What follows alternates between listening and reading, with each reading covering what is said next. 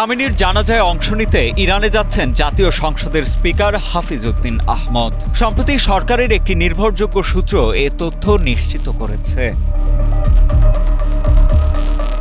সংশ্লিষ্ট সূত্র মতে, ইরানের সাবেক সর্বোচ্চ নেতা আয়াতুল্লাহ আলী খামেনির জানাজা ও দাফন অনুষ্ঠানে বাংলাদেশের প্রতিনিধি হিসেবে যোগ দিতে ইরানে যাচ্ছেন জাতীয় সংসদের স্পিকার হাফিজ উদ্দিন আহমদ। ধারণা করা হচ্ছে, আগামী জুলাইয়ের শুরুতেই স্পিকার ইরানের উদ্দেশ্যে ঢাকা ত্যাগ করবেন।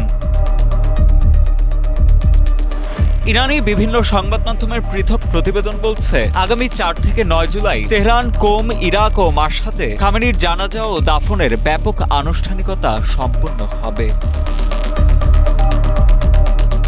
ইরানি গণমাধ্যমের প্রতিবেদন অনুযায়ী কেবল রাজধানী তেহরানেই 1.5 থেকে 2 কোটি এবং পুরো দেশ জুড়ে কয়েক কোটি মানুষের সমাগমের প্রস্তুতি নেওয়া হয়েছে।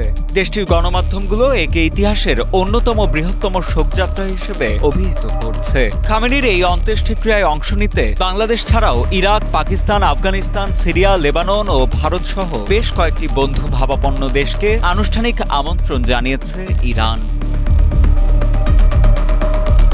এর আগে গত 28 ফেব্রুয়ারি তেহরানের নিজ কার্যালয়ে মার্কিন ইসরায়েলি যৌথ অভিযানে নিহত হন 86 বছর বয়সী আয়াতুল্লাহ আলী খামেনি। এ ঘটনার পর ইরান সরকার তাৎক্ষণিকভাবে দেশটিতে 40 দিনের রাষ্ট্রীয় শোক এবং 7 দিনের সরকারি ছুটি ঘোষণা করেছিল।